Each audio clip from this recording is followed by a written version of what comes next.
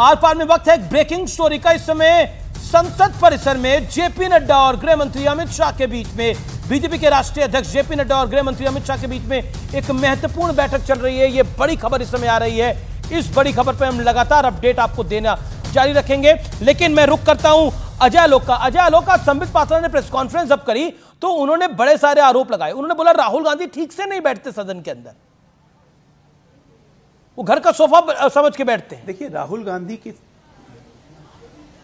गांधी की समस्या दूसरी है, सेंस ऑफ प्रोप्राइटरी है। ये राहुल गांधी की अकेले समस्या नहीं है। राहुल गांधी की समस्या राष्ट्रीय स्तर की है, तो अखिलेश यादव जैसी पार्टी वालों की यह समस्या क्षेत्रीय स्तर की है। अभी बड़ा सामंत सामंत सामंत सामंत कर रहे थे। किसको सामंत? सामंत मतलब क्या होता है? जो सारी शक्तियों को अपने पास रखता है वो सामंत होता है।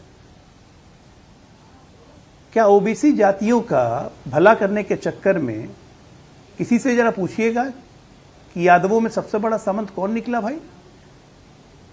जब 5 सांसद एक ही पार्टी के आ जाते हैं तो वो कौन सा वो सामंत हुआ कि बड़ा वो पिछड़ों की लड़ाई लड़ने वाला ही हुआ? पर 5 सांसद एक पार्टी से आ सकते हैं। जब एक ही पार्टी से बिहार में 5 सांसद नहीं, एक ही परिवार से। ओके, एक परिवार वो पार्टी ही परिवार है। ये बात के हिसाब से अजय भाई ओबीसी की।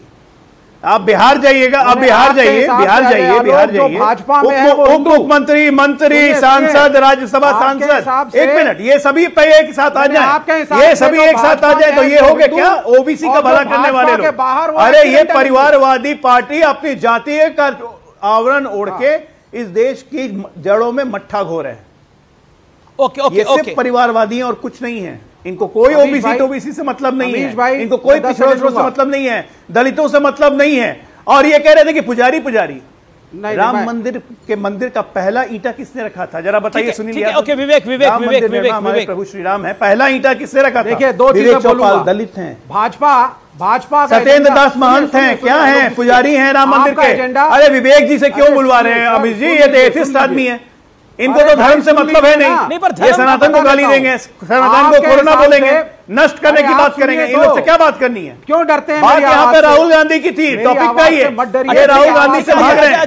तो राहुल गांधी पर चर्चा नहीं करनी है भाई। वो राहुल गांधी हिंदू नहीं है, इसलिए उसकी जाति नहीं है। सच्चाई ये है, और इसीलिए बिदक गए, इसीलिए बिदक गए राहुल गांधी, और कोई कारण नहीं। विवेक ओके, सुनील यादव भी राहुल गांधी के विषय में जो अभी अजय आलोक आपने बोला। ओके विवेक फर्स्ट यू सुनिए, मुझे बोलने दीजिए 10 सेकंड। देखिए अरे आलोक जी, आपके हिसाब से जो भाजपा में है वो हिंदू, और भाजपा के बाहर विवेक श्रीवास्तव एक्सीडेंटल हिंदू। हम बाहर हैं, विपक्ष में हैं, तो हम सब एक्सीडेंटल हिंदू हैं। यहाँ पे थे अनुराग ठाकुर कहते हैं Rahul Gandhi is also accidental Hindu. बस एक आप ही है चैंपियन हिंदुओं के। राहुल गांधी के बारे में नहीं कहा, ये आप और आप ही निर्णय लेंगे राहुल गांधी के बारे में नहीं कहा और कौन हिंदू नहीं है। राहुल गांधी के बारे में नहीं कहा। सुन लीजिए पहले सर, एक्सीडेंटल हिंदू शब्द का इस्तेमाल हुआ है। साबित कर दो ना राहुल गांधी आपने एक्सीडेंटल हिंदू की कैटेगरी में डाल दिया है। चुनौती दे रहा हूं, आप निर्णय करेंगे कौन हिंदू है कौन नहीं। दे रहा हूं, राहुल गांधी हिंदू है, साबित कर दीजिए। देश के एक पूर्व प्रधानमंत्री, राजनीति छोड़ दूंगा, प्रधानमंत्री कह चुके हैं, मतलब अपनी एक किताब में। ओके नहीं, विवेक श्रीवास्तव जो कह रहे हैं इस पे भारतीय जनता पार्टी के वरिष्ठ नेता अटल बिहारी वाजपेयी बहुत स्पष्ट कह चुके, जो नास्तिक नहीं है वो भी हिंदू है, हिंदू किसी एक किताब से जुड़ा हुआ नहीं है। और सुप्रीम कोर्ट ने जब कह दिया हिंदू जीवन पद्धति है तो आप तो हैं। चलिए, अरे बीच में कूद फांद क्यों कर रहे हैं? थोड़ा मेरा कुछ सुरक्षा दे दीजिए भाई। आप इस बात को समझिए, राहुल गांधी से जाति नहीं पूछी किसी ने, वो खुद ही कह रहे हैं कि मुझसे पूछी गई है। ये जरूर कहा गया कि जिनको अपना पता नहीं वो दूसरों का पता ढूंढ रहे हैं, वो लापता हैं।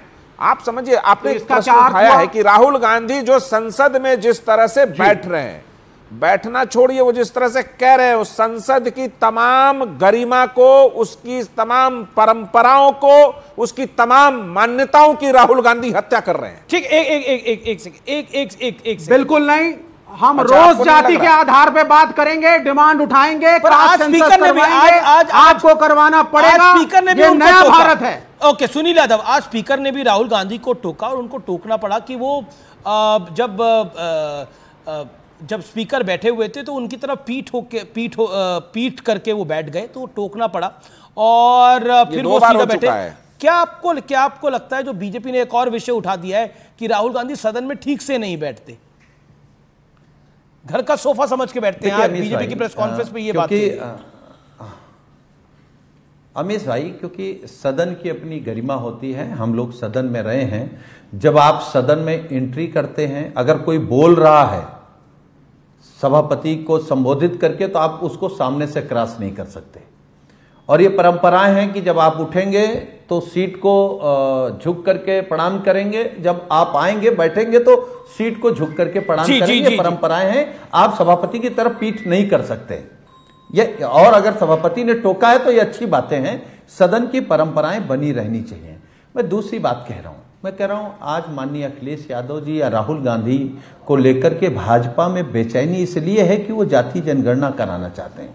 और ये भाजपा जानती है जिस दिन अमीश भाई इस देश में जाति जनगणना हो गई, आप जो हक अधिकार आरक्षण छीन रहे हैं ना पिछड़े दलित आदिवासियों का, ये सब सीने पर चढ़ करके और अपना अधिकार ले लेंगे।